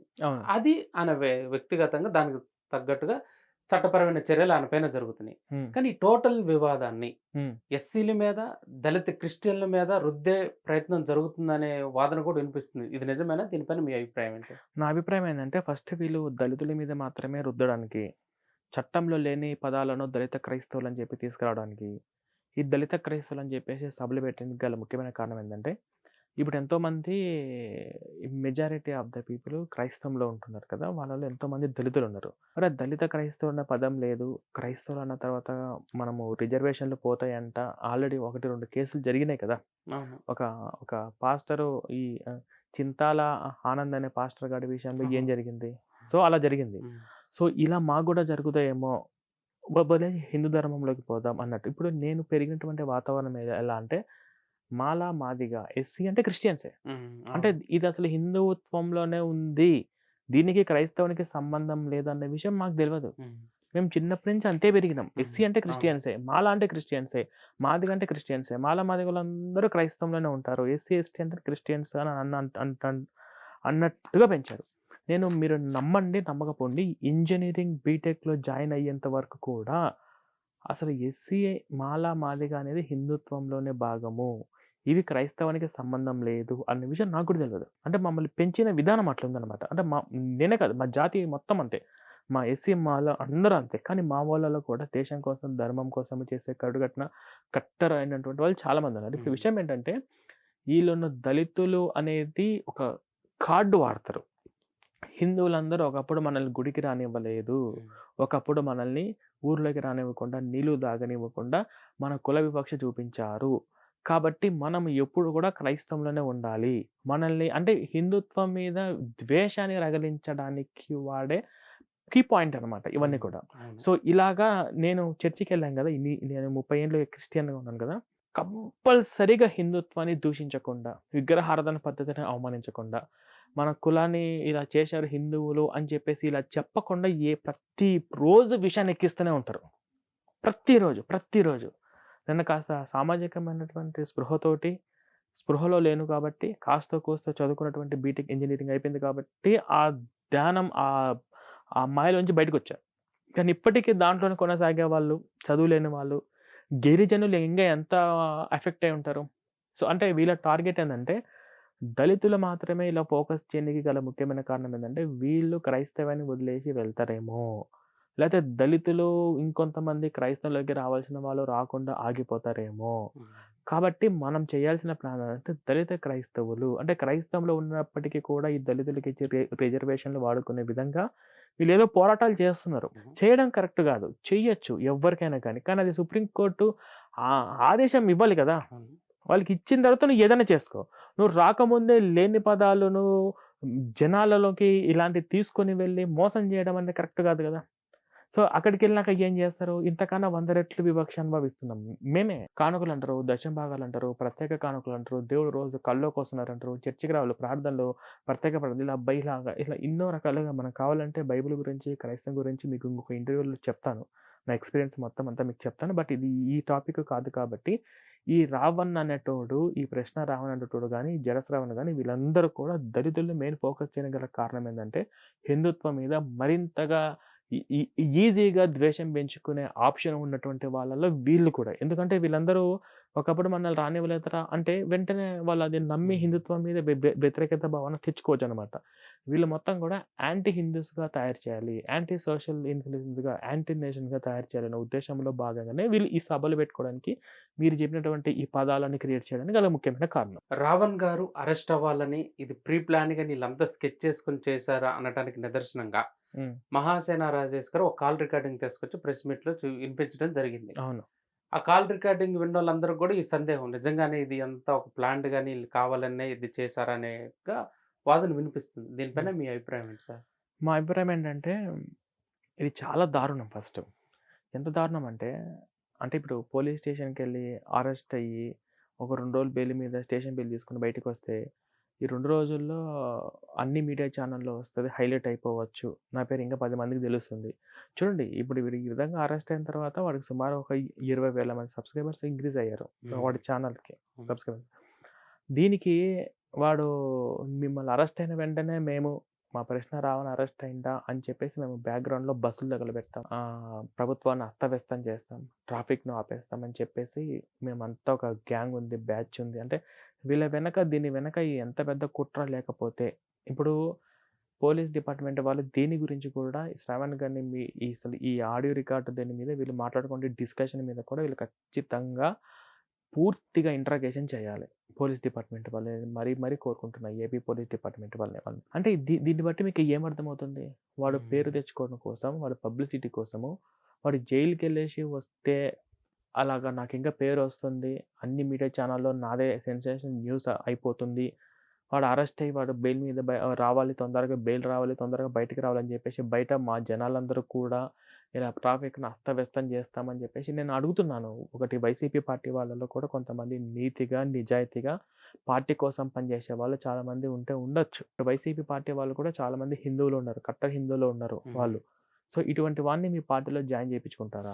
ఇప్పుడు మొన్న మా పార్టీకి కూడా అవకాశం ఇస్తామన్నట్టుగా వాళ్ళు డిస్కషన్ చేస్తున్నారు. అంబటి రాంబాబు ఇంకొంతమంది వాడికి సపోర్ట్ చేస్తున్నారు కదా! మొత్తం. సో, ఉన్న పేరు కూడా పోతది మీకు. అసలే మీకు తెలుగు ఆంధ్రప్రదేశ్‌లో మీ పార్టీకి మీకు ఇచ్చిన సీట్లను బట్టి మీ పరిస్థితి ఏ రకంగా ఉందో అర్థం చేసుకోండి. కనీసం మీకు నెక్స్ట్ అపోజిషన్‌లోనన్నా కాస్త అటో ఇటో ఉండేటట్టు మీరు పోరాడాలంటే ఇటువంటి వాడిని మీ పార్టీలో జాయిన్ చేపించుకుంటారా? ట్రాఫిక్‌ను అస్తవ్యస్తం చేస్తాడంట. రోడ్లన్నీ రోడ్ల మీదకొచ్చి అంటే వీళ్ళకి ప్రశాంతంగా, శాంతియుతంగా ఉండటం వీళ్ళకి ఇష్టం లేదు. రాష్ట్రం ప్రశాంతంగా ఉండటం వీళ్ళకి ఇష్టం లేదు. సో, అది. అంటే వీళ్ళు అప్పుడు ఆ టైంలో వీడు ఏం ఎక్స్‌పెక్ట్ చేసిండంటే, అంటే వీడు జలస్ రావణ్ అనేటోడు సీనియర్ అడ్వకేట్ అన్నమాట. వాడికి పెద్ద పెద్ద లింకులున్నాయి, కనెక్షన్‌లున్నాయి. డబ్బు గూడా వాడికి బానే ఉంది. పెద్ద పెద్ద వాళ్ళతోటి కనెక్షన్స్ అలాంటివున్నాయి. అంటే వీడు అరెస్ట్ అయిన వెంటనే ఎక్కడెక్కడి నుంచో ఫోన్‌లు చేపించి స్టేషన్ బిల్ తీసుకొని బయటికి రావచ్చని చెప్పేసి ఇలా చేయొచ్చని చెప్పి అనుకున్నాడు గానీ, ఈ రకంగా అయిద్దని తెలవదు. ఇంత పెద్ద సెక్షన్ పడి, ఉప సెక్షన్ పడి, ఇట్లా రిమాండ్‌లోకెళ్ళి, ఇంకా ఇంత సీరియస్‌గా ఇంట్రాగేషన్ చేస్తారని తెలవదు. అంటే వీళ్ళు పెట్టుకున్నటువంటి సభ ఏదైతే ఉందో, ఆ క్రైస్తవ సభ, జలశ్రవణ అంటే అసలు మీరు ఆలోచించండి. ఇప్పుడు ఈ కేసు కంటే ముందు ఈ జలశ్రవణ అనేవాడు కూడా ఎవడికి తెలవదు. కృష్ణారావు అన్న కూడా చాలా తక్కువ మందికి తెలుసు. వాడి ఛానెల్‌లో వచ్చే 2,00,000 సబ్‌స్క్రైబర్స్ అది కూడా వైసీపీ వాళ్ళు ఎక్కువ మంది చూస్తారు. అటు ఇటుగా అంతే. సరే అది విషయం పక్కన పెట్టండి. కాకపోతే ఇలా పేర్ల కోసము వీళ్ళు పెట్టుకున్న సభలు శాటిలైట్ ఛానెల్‌లో హెడ్‌లైన్స్ కొరకు వీళ్ళు ఎంత నీచానికి దిగజారుతున్నారు అనేది మనం ఇక్కడ పూర్తిగా అర్థం చేసుకోవాలి ఈ రికార్డును బట్టి. రావణ్ గారు అరెస్ట్ అయిన కాంచి కూడా ప్రకాష్ రాజ్ గారు వరుస ట్వీట్లు. ఇంకొకటి రావణ్ గారికి సపోర్ట్ చేస్తూ రావణ్ గారికి అన్యాయం చేస్తున్నారు అనే విధంగా మాట్లాడడం పైన మీ వ్యాఖ్య ఏంటి అసలు? అంటే ఫస్ట్ ఆఫ్ ఆల్ ప్రకాష్ రాజు మంచి యాక్టర్. అతనికి మంచి పేరు ఉండేది ఒకప్పుడు. తర్వాత అతను సమాజంలో జరిగే వాటి అన్నిటి మీద ఎవరైనా రియాక్ట్ అవ్వచ్చు. కానీ నిజాలు తెలుసుకొని రియాక్ట్ అవ్వాలి. కానీ యాంటీ హిందూగా ఉన్నటువంటి వాళ్ళు ఎవరైతే ఉన్నారో, ఒక టెర్రరిస్ట్‌కి ఎవరైతే సపోర్ట్ చేస్తూ వీడియోలు చేసిండో, అటువంటి వాడికి ఇలాంటి ప్రకాష్ రాజ్ ఒక మంచి గొప్ప నటుడు సపోర్ట్ చేయడం అనేది మన దురదృష్టకరం ఫస్ట్. ఇది ఒక్క విషయమే కాదు. ఇతను యాంటీ హిందూగానే మాత్రం కాదు. ఇంతకుముందు చంద్రయాన్‌లో కూడా ఇది ఇస్రో ఒక రాకెట్ ప్రయోగం చేస్తే దాని మీద కూడా ఇష్టం వచ్చినట్టు కామెంట్లు చేశాడు. అప్పుడు అర్థమైపోయింది ఇతను ఒక యాంటీ నేషన్ ఎలిమెంట్స్ కలిగిన వాడు అని చెప్పేసి. తర్వాత రామాయణాన్ని గురించి కూడా ఇష్టం వచ్చినప్పుడు మాట్లాడడం అర్థమైపోయింది. అంటే ఇప్పుడు ఇతను ఒక యాంటీ హిందూ, ఒక హిందుత్వం అనే దానికి అతనికి నచ్చదు. సో ఇదే రావణ్లో ఉండేసరికి వీళ్ళ ఇద్దరి ఐడియాలజీ ఒకటి అయ్యేసరికి ఇద్దరు కలిసి ఏదో పాడ్కాస్ట్లు చేశారు, అవి చేశారు, ఇవి చేశారు. కానీ ఇక్కడ మనం బాగా గమనించాల్సిన విషయం ఏంటంటే మంచి నటులు చాలా మంది ఉన్నారు తెలుగులో. ఇటువంటి వాళ్ళని మనం ఫస్ట్ రెస్పెక్ట్ చేయాల్సిన అవసరం లేదు. అసలు రెస్పెక్ట్ కూడా పోగొట్టుకున్నాడు ఈ ప్రకాష్ రాజ్ అనేటోడు. నేను చెప్తున్నాను ఈ ఇంటర్వ్యూ పరంగా, నిన్న మొన్నటి వరకు ఆర్టిస్టులన్నా నాకు గౌరవం ఉండేది. ప్రకాష్ రాజు యాక్టింగ్ కూడా నాకు బాగా నచ్చుతుంది. అన్ని రకాల యాక్టింగ్లు ఏది ఇచ్చినా కూడా చేసేటోడు. ఇప్పుడు వీడు అసలు నీకు ఏం తెలుసా నువ్వు సపోర్ట్ చేస్తున్నావు ప్రకాష్ రాజు? నాకు అర్థం కావట్లేదు. నువ్వు ఎవడైతే నాకేంది. ఈ దేశంలో ఒక టెర్రరిస్ట్ అనేటువంటి ఒక హిడ్మల్ అంటోని, దేశ ద్రోహిని, అట్లాంటి వాడిని, టెర్రరిస్ట్ ఎంతోమంది జవాన్లకు చావుకు కారణమైనటువంటి వాడిని సరిసమానంగా దేశ కోసం పోరాటటువంటి భగత్ సింగ్ లాంటి వాళ్ళని సరిసమానంగా పోల్చే వీడియోలు చేస్తే అటువంటి లుచ్చ పోరంబోకుండా కనబట్టుకొని నువ్వు వాడికి సపోర్ట్ చేసుకుంటూ ఏమంటాడు, ఫస్ట్ వీడియో పెట్టేసి అక్కడే బెయిల్ ఇచ్చారు, ఇక్కడే బెయిల్ ఇచ్చారు అంటే ఇన్ని సంవత్సరాలుగా పవన్ కళ్యాణ్ గురించి మాట్లాడేటప్పుడు నువ్వు ఏం బిత్తున్నావు? ఇప్పుడు పవన్ కళ్యాణ్ ఇప్పుడు చిరంజీవి గురించి ఎట్లా మాట్లాడు, ఏదో సిరియో సిరీస్ అంట, చిరంజీవి మీద సిరియో సిరీస్ అంట. పాతవన్నీ ఏందో ఇప్పుడు ఆయన ఇష్టం అండి. ఆయన ప్రజారాజ్యం పార్టీ పెట్టిండు, రాజకీయాల్లాగా ఎదగాలనుకున్నాడు, అవ్వలేకపోయిండు, వదిలేసిండు. వాళ్ళ తమ్ముడు పవన్ కళ్యాణ్ ట్రై చేసిండు, సక్సెస్ అయిండు, అది వాళ్ళ పర్సనల్. ఇప్పుడు రాజకీయ పార్టీలు ఇప్పుడు ఎవరైనా వాళ్ళ ఇష్టం అండి, వాళ్ళ ఇష్టం వచ్చిన పార్టీలకు వెళ్ళి ఇప్పుడు తెలుగుదేశం జనసేన విడిపోవచ్చు, రేపు అపోజిషన్ లాగా కూడా పోటీ చేయొచ్చు, కాంగ్రెస్లో కలవచ్చు, లేదా విడిపోవచ్చు. రాజకీయ నాయకులు వాళ్ళ వ్యూహాలు వాళ్ళవి కదా, వాళ్ళ ఇష్టం వచ్చిన దాని గురించి నువ్వు ఇష్టానుసారంగా మెగాస్టార్ చిరంజీవికి పద్మభూషణ్ అవార్డు వచ్చి మన తెలుగు నటుడుకు దేశవ్యాప్తంగా కూడా ప్రఖ్యాతి చెందినటువంటి అతనికి కూడా గౌరవం లేకుండా ఇష్టానుసారంగా మాట్లాడాడు కదా. నీలాంటి తోటి యాక్టరే కదా హీరో చిరంజీవిని. వాళ్ళ ఇష్టం వచ్చినప్పుడు సిరియో సిరీస్ అని చెప్పేసి చిరంజీవిని ఇష్టం వచ్చినట్టు మాట్లాడిండు. అప్పుడు ఏదో చిరంజీవి కూడా ఏదో కంప్లైంట్ ఇచ్చినట్టున్నారు, ఆ కంప్లైంట్ అప్పుడు సరిగ్గా తీసుకోలేదు. ఆయనకున్న ఫాలోయింగ్ ఉపయోగించి ఇచ్చి ఏదైనా చేయొచ్చు, కానీ వాళ్ళు ఎవరు అక్కడ దాకా ఆ స్టెప్ తీసుకోవట్లేదు. ఫస్ట్ అది వీడు గమనించట్లేదు. ఇది అట్లాగా తర్వాత వచ్చేసి పవన్ కళ్యాణ్ గురించి ఇష్టం వచ్చినట్టుగా వాళ్ళ ఫ్యామిలీ పర్సనల్ జోలికి వెళ్ళేసి ఇష్టం మా అభిమానం అంటుంటని చెప్పి ఆయన ఏ సినిమా తీసినా సరే, ఇప్పుడు హరిహర వీరమల్లి సినిమా తీసిండు, కొంచెం గ్రాఫిక్స్ కొంచెం నాసిరకంగా ఉన్నాయి, అది నీకు నచ్చి దాని గురించి ఇష్టం వచ్చేట్టు మాట్లాడిండు. ఒక సినిమా అంటే అయితే పవన్ కళ్యాణ్ యాక్ట్ చేస్తేనే, పవన్ కళ్యాణ్ సినిమా తీస్తేనే ఇట్లా మాట్లాడిండు. సో వీటన్నిటి గురించి ఇట్లా మాట్లాడి ఎన్ని రకాలుగా ఇప్పుడు దేశంలో ఇప్పుడు మనము ఇష్టం ఉన్న ఇష్టం లేకపోయినా నరేంద్ర మోడీ మనం గౌరవించాల్సిందే. అతను మన ప్రధాని. రాహుల్ గాంధీ రేపు ఒకవేళ ప్రధానమంత్రి అయితే అతను మనకి నచ్చకపోయినా మన దేశ ప్రధాని కాబట్టి మనం ఆ సీట్లో కూర్చొని, ఇప్పుడు నాకు ఒక ఓపెన్గా చెప్తున్నా, ఈ తెలంగాణలో నాకు కాంగ్రెస్ నచ్చలేదు, బట్ నేను రేవంత్ రెడ్డి గౌరవం ఇవ్వాల్సిందే ముఖ్యమంత్రి. ఇప్పుడు డిప్యూటీ సీఎం పవన్ కళ్యాణ్ కూడా రెస్పెక్ట్ ఇవ్వాల్సిందే. ఇప్పుడు ఆయన గెలిచిండు ఒక డిప్యూటీ సీఎం ఆంధ్రప్రదేశ్కు, గౌరవం లేకుండా ఇష్టానుసారంగా మాట్లాడే అటువంటి వాడికి సపోర్ట్ చేస్తూ దేశంలో చూస్తున్నారు పవన్ కళ్యాణ్ గారు, దేశ రాష్ట్రపతి చూస్తున్నారు. 2 సంవత్సరాల నుంచి వాడు ఏం చేసాడు ఇప్పుడు జనాలు చూస్తున్నారు. వాడు ఎంత గలీజ్గా మాట్లాడిండో, హిందూ ధర్మం గురించి ఎట్లా అవహేళనగా మాట్లాడిండో ఇప్పుడు చూస్తున్నారు ప్రకాష్ రాజ్ గారు. ఇప్పుడు వాళ్ళు చూస్తున్నారు, జనాలకు అర్థమైపోతుంది. నువ్వు సినిమాలో షూటింగ్లోకి వెళ్ళి షూటింగ్లోకి చేయకుండా నీ దరిద్రం అంతా, నీ భాగవతం అంతా ఆర్పి సింగ్ బయట పెట్టిండు. కిరాక ఆర్పి సింగ్ గారు మంచిగా బయట పెట్టిండు. సిగ్గుండాలి నువ్వు, ఎంత పెద్ద యాక్టర్ అయితే నాకేంటి, అటువంటి పోరంబోకోళ్ళకు సపోర్ట్ చేసుకుంటా. ఇప్పుడు అంటే ఇప్పుడు ఒక హిడ్మా లాంటి టెర్రరిస్ట్ని వీడు దేశ సమరయోధులతో పోల్చి వాడి మీద పెడితే వాడికి సపోర్ట్ చేస్తున్నాడు అంటే వీడు కూడా వాడికి సపోర్ట్ చేస్తున్నట్టే కదా. ఇప్పుడు ప్రకాష్ రాజు కూడా హిడ్మాకి సపోర్ట్ చేస్తున్నట్టే కదా. ఇప్పుడు ఆ ఒక్క విషయం మీద కదా ఇప్పుడు బొపా కేసు బట్టి పెద్ద సంచలనం అయిపోయింది. మీకు ఒక క్వశ్చన్ తెలుసా, ఇండియా మొత్తంలో ఏ యూట్యూబర్ మీద తీసుకున్నంత సీరియస్ ఇష్యూ ఏ రావణ్ గాడి మీద తీసుకుంది. దేశం మొత్తంలో కూడా ఇది ఏ యూట్యూబర్ మీద ఇటువంటి కేసు పెట్టలేదు తెలుసా. ఇటువంటి కేసులు కేవలం టెర్రరిస్టుల మీద మాత్రం, మావోయిస్టుల మాత్రమే పెడతారు. మన ఇండియా అవతల ఉన్నటువంటి టెర్రరిస్టులు వాళ్ళు ఉంటారు, వాళ్ళ మీద పెట్టే కేసు ఇది. ఏ సామాన్యుని మీద పెట్టరు, ఇండియా మొత్తంలో పెట్టరు. ఇక్కడ ఎవడన్నా పాకిస్తాన్ జిందాబాద్ అన్నా, లేదా పాకిస్తాన్ ఇండియా క్రికెట్లో పాకిస్తాన్ గెలిస్తే సంబరాలు చేస్తారు కదా కొంతమంది, అటువంటి వాళ్ళకి మీద పెట్టే కేసులు ఇది. దేశ ద్రోహం సంబంధించినటువంటి కేసు ఇది. ఈ దేశంలో పుట్టి, ఈ దేశంలో పెరిగి, ఈ దేశ ద్రోహంగా మారి అటువంటి వాడికి నువ్వు సపోర్ట్ చేస్తున్నావంటే నువ్వు ఏమి హీరోవి? నువ్వు ఏమి మంచి యాక్టర్‌వయితే మనకేంటి? కాబట్టి షూటింగ్‌లో నీకు మంచి భవిష్యత్తు, నీ సినిమాలు రెగ్యులర్‌గా నువ్వు చేసుకుంటా ఉన్నావు. నువ్వు చాలామంది ప్రొడ్యూసర్‌లని ఇబ్బంది పెట్టావు. నువ్వు షూటింగ్‌లకు టైం కూడా నువ్వు రావట్లేదంట. నువ్వు టైంకి రాకపోగా వచ్చిన తర్వాత మళ్ళీ నువ్వు ప్రొడ్యూసర్‌కి చెప్పకుండా నువ్వు ఎయిర్‌పోర్ట్ దాకా కూడా పోయినావంట. షూటింగ్‌లన్నీ వదిలేసి సిగ్గుండాలి ఫస్ట్. సిగ్గు, శరం అవన్నీ ఉండాలి ఫస్ట్. ఒక వర్క్ అంటే ఒక కమిట్మెంట్‌గా చెయ్యాలి ప్రకాష్ రాజ్ గారు. అది చెయ్యడం చేత కాలేదు గానీ నీకు మన ఇస్రో చంద్రయాన్ మీద నువ్వు ఇష్టం వచ్చినట్టు కామెంట్ చేస్తావు. ఇప్పుడు ఈ పొరంబోకొండ గాని నువ్వు వెనకేసుకొచ్చి వాడికి సపోర్ట్ చేస్తూ వాడు అరెస్ట్ అవును మరి. ఇప్పుడు భారత చట్టం కరెక్ట్‌గా పనిచేసింది. ఇప్పుడు మీరున్నారండి. మీ చేతిలో ఒక పవర్ ఉంది. మిమ్మల్ని ఇష్టం వచ్చినట్టు తిడుతున్నారు. మీరు ఊరుకుంటారా? 2 సంవత్సరాల నుంచి ఊరుకున్నారు. 2 సంవత్సరాల నుంచి డిప్యూటీ సీఎం పవన్ కళ్యాణ్ గారు ఊరుకున్నారు. జోక్యం చేసుకోవాలనుకుంటే ఎంతసేపు అని చెప్తే డిపార్ట్‌మెంట్ వినరా? వినరా? మరి ఇదే విధంగా ఇంత దారుణంగా ప్రకాష్ రాజ్ మీ మీద మాట్లాడుతూ వాడు అసలు ఏ జర్నలిస్ట్‌ని వదిలిపెట్టిండు? అసలు ఏ ఆడపిల్లని ఇప్పుడు వాడు ఒక వీడియో బయటపడింది. వాడు ఆఫీస్ స్టాఫ్‌తో రొమాన్స్ చేసుకుంటూ, కిస్సింగ్ పెట్టుకుంటూ వీడియోని బయట అంటే నువ్వు దీన్ని కూడా సమర్థిస్తావా? నువ్వు దీన్ని కూడా సపోర్ట్ చేస్తావా? వాడు ఒక వాడు ఒక నార్మల్ మనిషిలాగా వాడు బిహేవ్ చేయడోడు.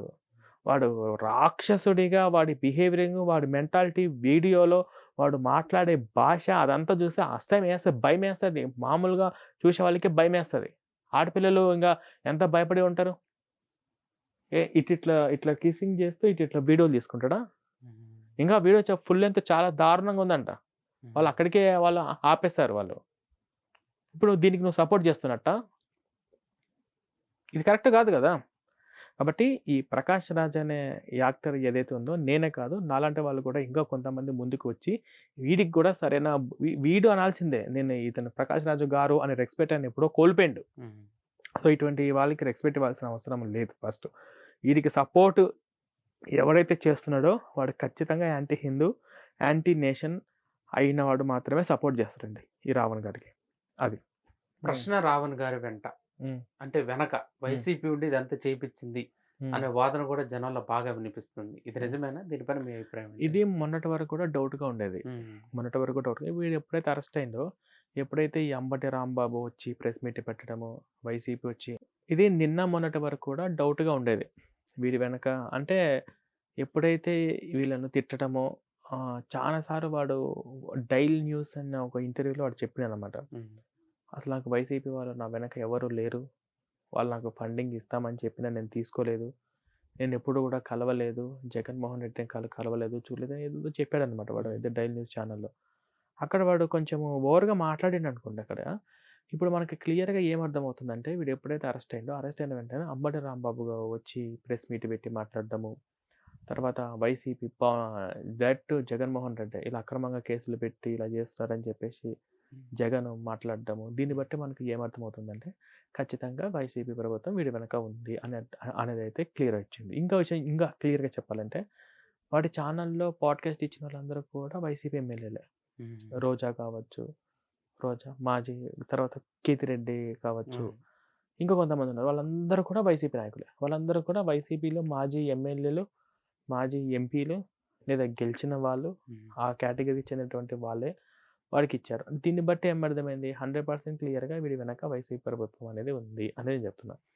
వైసీపీ ప్రభుత్వానికి నా తరపు నుంచి నేను ఇంకో సలహా ఇస్తున్నాను. ఫస్ట్ పాయింట్, ఇప్పుడు రావణ్ మీద జనాలందరూ తీవ్ర ఆగ్రహంతో ఉన్నారు.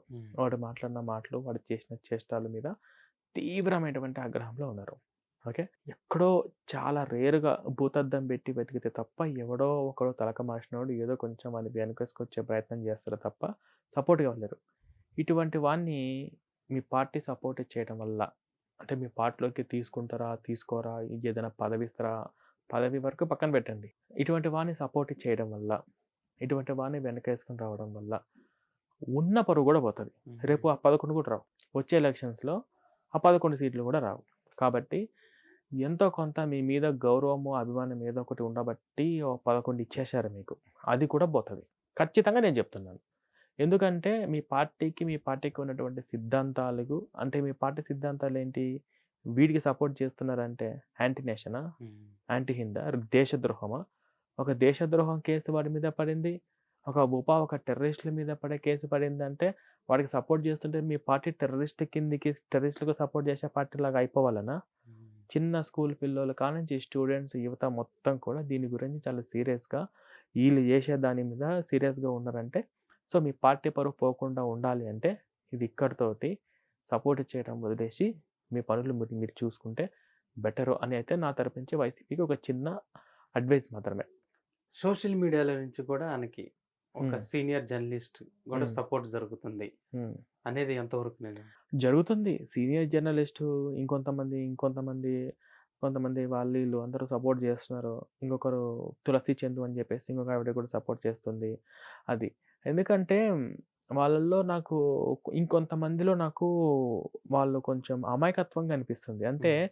వీని వీడియోలు పూర్తిగా చూడని వాళ్ళయ్యి ఉండొచ్చు. హ్మ్. ఒక అమాయకుడిని పట్టుకొని ఇన్ని రకాలుగా సెక్షన్‌లు, బెయిల్ ఇచ్చినా కూడా అరెస్ట్ చేస్తారా? ఇంత పెద్ద కేసు పెట్టి రిమాండ్‌లో పంపించి టార్చర్ చేస్తారా? అనే విధంగా ఎవరైతే కొంతమంది సపోర్ట్ చేసే కొంతమంది సీనియర్ వాళ్ళున్నారో, నేను వాళ్ళని చూసాను. హ్మ్. కొన్ని ఛానెల్స్ చూసాను. చూసినప్పుడు నాకు ఏమర్థమైందంటే, వాళ్ళకి వీడి గురించి పూర్తిగా తెలియదు. వీని వీడియోలు పూర్తిగా వాళ్ళు చూసి ఉండరు. వీడు మాట్లాడే మాట, వీడి లాంగ్వేజ్ ఎలాగుంటుంది అనే విషయాలు వాళ్ళకి తెలియదు అని నేనైతే అనుకుంటున్నా. తెలిసి చేస్తే మాత్రం మీ తప్పైతది. అవన్నీ చూసిన తర్వాత కూడా తెలిసి ఇప్పుడు వాడు దాదాపుగా 150 వీడియోలు పైగా డిలీట్ చేసుకున్నాడు వాడు. హ్మ్. ఇంతకుముందు ఉన్న వీడియోస్ కన్నా ఇప్పుడు అన్నీ డిలీట్ చేసుకున్నాడు వాడు. ఎందుకు డిలీట్ చేసుకోవాలి? ఇప్పుడు కూటమి ప్రభుత్వం ఏం చేస్తుంది? ఇంతకుముందు వైసీపీ ప్రభుత్వంలో మనకంటూ ఒక రాజధాని ఉందా? హ్మ్. ఇప్పుడు అమరావతిని డెవలప్ చేస్తున్నారు కదా! అవును. ప్రతి గిరిజన వాడలో కూడా కరెంట్ ఉంటుంది. రోడ్లేస్తున్నారు. ఇప్పుడు పవన్ కళ్యాణ్ గారు ఎంత అద్భుతంగా రాష్ట్రాన్ని అభివృద్ధి చేస్తున్నారో, అక్కడ పిఠాపురం ప్రజల్ని అడిగితే తెలుస్తది. దగ్గరకొచ్చి చూస్తున్నారు రోడ్లు మంచి క్వాలిటీ వాడుతున్నారా? లేదా? అని చెప్పేసి. ఇలా డబ్బులు స్వాహా చేసే వాళ్ళను, వాళ్ళ పార్టీలో ఉన్నోళ్ళని కూడా తీసి పంపియడం సందర్భాలు మనం ఎన్నో చూసాము. దగ్గరుండి చంద్రబాబు నాయుడు తన పథకాలు ప్రజల్లోకి ఎళ్తున్నాయా లేదా అని చెప్పేసి ఎప్పుడు ఎక్కడ ఏ హాస్పిటల్‌లో ఎంటర్ అవుతారో తెలవదు. ఏ స్కూల్‌లో ఎంటర్ అవుతారో తెలవదు. ఎక్కడ ఎక్కడ కాలేజీలో ఎంటర్ అవుతారో తెలవదు. వెళ్ళేసి అమ్మ మీకు వస్తున్నాయి రావట్లేదని చెప్పి డైరెక్ట్ చంద్రబాబు నాయుడే జనాలతో కలిసి ఎళ్ళాడు గదా! హ్మ్. ఓట్ల కోసమే కాదు గదా! ఓట్లు గెలిపించిన తర్వాత కూడా ఎళ్లారు. పవన్ కళ్యాణ్ కూడా అలాగే వెళ్తూ ఉన్నారు. హ్మ్. అసలు జగన్మోహన్ రెడ్డి సీఎం గెలిచినప్పుడు ఎప్పుడన్నా జనాలు కనపడ్డాడా? వాళ్ళ ఎమ్మెల్యేలు, ఎంపీలు ఏదో కేతిరెడ్డి అయితే అటు ఇటు కనిపించాడనుకో ఒకరు ఇద్దరు కాదు. కానీ తను ఈ వయసులో కూడా ఇంట్లో పడుకోకుండా, రెస్ట్ తీసుకోకుండా 75 ప్లస్ ఉంటది కదా! నాకు గెలిపించారు అని చెప్పేసి ధైర్యంగా ఎళ్లారు. హ్మ్. పవన్ కళ్యాణ్ కూడా సినిమా షూటింగ్స్ అన్నీ పక్కన పెట్టారు. ఏవో కొన్ని డేట్స్ ఇచ్చాడు. మళ్ళీ వస్తాడు. తన పని తాను చేసుకుంటూ పోతాడు. ఇంత అద్భుతంగా పరిపాలిస్తున్నారు కదా! మాకైతే ప్రభుత్వం అద్భుతంగా ఉంది. చాలా నేను వైఎస్ రాజశేఖర రెడ్డికి, జగన్మోహన్ రెడ్డికి నేను పెద్ద అభిమానిని. నేను జగన్ సీఎం అవ్వాలని చెప్పి నేను వైసీపీ జెండాలు పట్టుకునేటువంటి తిరిగినటువంటి వాళ్ళలో నేను ఫస్ట్ మా ఊర్లో నేనే ఉండేవాడిని. నేనే ఆయన పరిపాలన గెలిచిన తర్వాత ఆయన చేసిన దాన్ని చూసి అసంతృప్తి చెంది నాకెప్పుడు చంద్రబాబు నాయుడు, టీడీపీకి నేను ఇంతవరకు ఎప్పుడు ఓటేయలా. మొన్న ఫస్ట్ టైమ్ ఏసా. హ్మ్. నాకెప్పుడైతే ఓటు హక్కొచ్చిందో అప్పటి నుంచి నేను ఇంతవరకు ఎప్పుడు ఎయలా. కాంగ్రెస్‌కేసేవాడిని. వైఎస్ రాజశేఖర రెడ్డి తర్వాత జగన్మోహన్ రెడ్డికేసేవాడిని. కాకపోతే వీళ్ళు చేసే చేష్టాలని చూసి నాలాంటోళ్ళు చాలామంది అనవసరంగా మనము రాష్ట్రాన్ని ఇతని చేతిలో పెట్టామని చెప్పి బాధపడి అందులోంచి బయటకొచ్చి ఇప్పుడు అద్భుతంగా జరుగుతుంది. ఇప్పుడు ఉన్నటువంటి ఈ కూటమి ప్రభుత్వాన్ని ఇష్టానుసారంగా తిట్టే ఇటువంటి వాడికి వాళ్ళు సపోర్ట్ చేస్తున్నారంటే దయచేసి విని వీడియోలు పూర్తిగా చూడండి. విని లైవ్‌లు చూడండి. అప్పుడు మీకు సపోర్ట్ చేయాలనుకుంటే చేయండి. ఇప్పుడు 'తులసి చందు' అంటారా? ఆమెకన్నీ తెలుసు. ఆమె కూడా one of the major key point. ఎవరికైనా గాని టైం వస్తది. ఆమె కూడా ఒకరోజు టైం వస్తది. చట్టం ఎవరికీ చుట్టం కాదు. So, okay. ఆమె కూడా ఒక టైం వస్తది. ఆ టైం వచ్చినప్పుడు తెలుస్తది. ఫైనల్‌గా ఏం చెప్పాలనుకుంటున్నారు ప్రజలకి, ప్రభుత్వానికి? నేనిప్పుడు ఆంధ్రప్రదేశ్ ప్రభుత్వానికి మరీ రిక్వెస్ట్ నేను చెప్పేదేంటంటే, కొంచెం లేట్‌గా తీసుకున్న మంచి నిర్ణయం తీసుకున్నారు. కానీ ఇది ఇట్లానే కంటిన్యూ చేయాలి. కానీ వీడి మీద కఠినంగా శిక్ష పడాలి. ఇంగా ఇటువంటి వాళ్ళు చాలామంది ఉన్నారు. ఒకళ్ళ తర్వాత ఒకళ్ళొస్తారు. టైం కొద్దీ వస్తారు. వాళ్ళ వాళ్ళ మీద కూడా ఫోకస్ పెట్టవలసి ఉంది. వాళ్ళ మీద కూడా ఫోకస్ చేయాల్సిన అవసరం ఎంతైనా ఉంది. సో, ఇప్పుడు ఉన్నటువంటి ఈ యొక్క గవర్నమెంట్ సిస్టమ్‌ని కానీ, ఇలాగ మాట్లాడే భవిష్యత్తులో ఎవరైనా కానీ క్వెషన్ చేయొచ్చా అంటే ఎవరైనా మనకు క్వెషన్ చేసే రైట్స్ ఉంది. కానీ మన రైట్స్ ఎంతవరకు ఉన్నది? మన భావ ప్రకటన స్వేచ్ఛ, మనకు రాజ్యాంగం మనకిచ్చినటువంటి హక్కుకు ఉన్నటువంటి మన లిమిట్స్ ఏంటి? ఎంతవరకు మాట్లాడాలి? మనం పెట్టే వీడియోలు అవతల వాళ్ళు మన ఫ్యామిలీస్, మన ఇంట్లో ఉన్నటువంటి లేడీస్ చూసే విధంగా కూడా ఉండాలి కదా!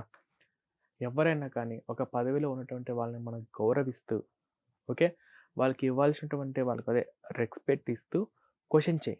నిన్నెవ్వరేమనరు. ప్రభుత్వం నీకు నచ్చలేదా? అందరికీ ఒకే ప్రభుత్వం నచ్చాలని నీకు లేదు. మీకు ప్రభుత్వాన్ని నచ్చలేకపోతే ఆ క్వెషన్ చేసే తీరు ఒకటుంటుంది. అంతేగాని బ్రోకర్ నా కొడుకులు, బత్తాయి నా కొడుకులు, ఇంకా ఇలాంటి హిందూ ధర్మాన్ని ఇలాంటివి చేయొద్దు. మన భారతదేశంలో హిందువులు మెజారిటీగా ఉన్నారు. ఎవరికి ఇష్టం ఉన్నా, ఎవరికి ఇష్టం లేకపోయినా మీరు హిందుత్వాన్ని మీరు అందులో ఆచరించకపోయినా హిందూ సంస్కృతిని గౌరవించాల్సిన అవసరం ఎంతైనా ఉంది. ఒకవేళ హిందూ సంస్కృతిని గౌరవించలేకపోతే get out from my motherland. ఈ దేశం నుంచి వెళ్ళిపోండి. ఈ దేశంలో విగ్రహారాధన చేస్తారు. మేము మా దైవాన్ని పంచభూతాలలోను, విగ్రహంలోను, చెట్టులోను, మట్టిలోను, పుట్టలోను, కన్న తల్లిలోను, నాకు సహాయం చేసే ప్రతి సహాయకుడిలోను నేను దైవాన్ని చూస్తాను. నా గ్రంథాలను బట్టి మీ విగ్రహార్థం తప్పు అనేటోడు ఎవడన్నా ఉంటే get out from my mother land. ఇది హిందూ దేశం, హిందూ సంస్కృతి. ఇది సెక్యులర్ అనేది మనం ఎప్పుడు అంటున్నాం? హిందువులు మెజారిటీగా ఉంటే అని అంటున్నాం. ఒకవేళ క్రైస్తవులు మెజారిటీగా ఉంటే ఇది సెక్యులర్ కంట్రీ అంటామా? ముస్లిమ్స్ మెజారిటీగా ఉంటే సెక్యులర్ కంట్రీ అంటామా? కాబట్టి మన హిందువులుగా ఉన్నటువంటి ఏకైక దేశం ఇది హిందూ దేశం. మీకు రాజకీయంగా ఇందులో మీకు నచ్చకపోతే రాజకీయంగా పరంగా విమర్శించండి. కానీ హిందుత్వాన్ని, హిందూ సంస్కృతిని, హిందూ దేశాన్ని ప్రపంచానికి గర్భగుడి లాంటి మన భారతదేశంలో పుట్టినటువంటి ప్రతి ఒక్కరు కూడా అదృష్టవంతులుగా మీరు భావించండి. లేదు మాకు హిందూ సంస్కృతి నచ్చలేదు, ఈ హిందూ కల్చర్ నాకు నచ్చలేదు అనుకునేవాడు ఎవడైనా కానీ ఫస్ట్ ఈ దేశంలో ఉండొద్దు. ఇది మెజారిటీగా ఉన్నటువంటి మీరు ఆచరించొద్దు, గౌరవించండి. వాళ్ళు రాముని పూజిస్తున్నారు, మీరు పూజించొద్దు, గౌరవించండి. నేను మీ మతానికి గౌరవిస్తాం, మీ యేసును గౌరవిస్తాం, మీ బైబిల్ను గౌరవిస్తాం, మీ అల్లాని, మీ ఖురాన్ని గౌరవిస్తాం. గౌరవించడం వరకు మాత్రమే, అంతే. మీరు మమ్మల్ని గౌరవించండి అంతే. కానీ మా గ్రంథం ప్రకారం అది రాయి, మా గ్రంథం ప్రకారం అది విగ్రహం అని అన్నామా అసలు మీ మతాన్ని లేకుండా చేస్తాం అంతే. కాబట్టి ఇప్పుడు ఈ రావణ్ అనేవాడు ఒక యాంటీ హిందువుగా మాత్రమే కాదు, ఒక యాంటీ నేషన్ లాంటి ఆలోచనలు వీడు కలిగి ఉన్నాడు. వీని ఛానల్ ఫాలో అవుతారు అంటే ఫాలోవర్స్ ఎవరన్నా కానీ, కొన్ని ఎవరైతే ఉన్నారో వాళ్ళందరన్నా కానీ రియలైజ్ అయ్యి ఇప్పటికైనా కానీ మీరు మీ క్రైస్తవ మతం నచ్చి ఉండొచ్చు, మీరు అందులో కొనసాగవచ్చు. మీరు ఇస్లాం మతం నచ్చి ఉండొచ్చు, అందులో కొనసాగవచ్చు. మీకు అసలు ఏ మతం లేకుండా నాస్తికత్వం కూడా నచ్చి ఉండొచ్చు, మీరు అందులో కొనసాగవచ్చు. కానీ హిందూ సంస్కృతిని, హిందూ ట్రెడిషన్ని గౌరవించండి చాలు.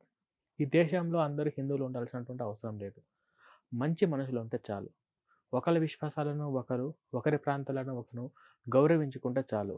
నచ్చని అంశాన్ని నచ్చనట్టుగా అది మీరు క్వశ్చన్ చేసే విధానం ఒక పద్ధతి ఉంటుంది. ఒక సంస్కారవంతంగా క్వశ్చన్ చేయొచ్చు, ఓకేనా?